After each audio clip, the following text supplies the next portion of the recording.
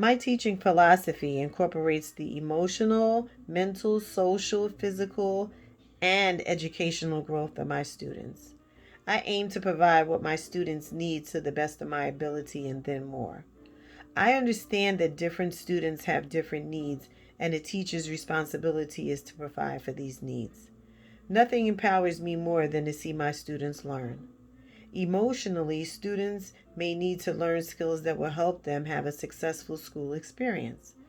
During this time, where some students are learning virtually and some are partially in person, there's a huge amount of stress on students, whether it's is an elementary level child, student, or a high school senior. Everyone lost an opportunity, moment, or event this year. Mentally, I would want my students to have a safe and trusting space with me. I want them to, I want their learning to be fun, inquisitive, and challenging. Thinking back to my teachers with whom I strongly remember, they always used opportunities to make challenges fun. Girls versus boys, spelling bees, grammar questions as we enter the room, just learning where it doesn't have to seem so technical all the time. I read all the time for work and pleasure. I feel it's important for students and children to read for pleasure. My mom bought my first comic book many, many years ago, which started and sparked my love for reading. It was an Archie comic book. I would read them at every opportunity that I had, in every place that I could. I still read Archie, Jughead, Betty, and Veronica to this day.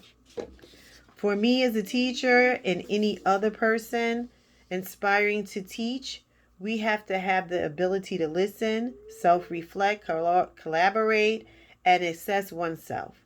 We have to come from a place of teaching and continuous learning, sharing what you've learned and passing it on.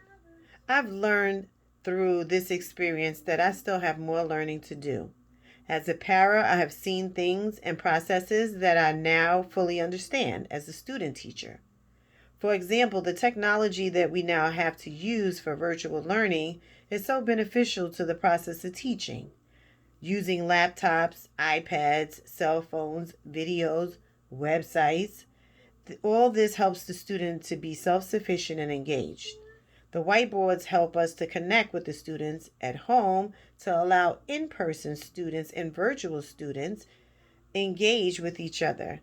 This is good for our community. I will always use best practices when it comes to teaching and learning. I will implement my religious values in ways that are compassionate, loving, and helpful. I have been an executive board member on my children's PTA boards for many, many years. I've always advocated for students and parents.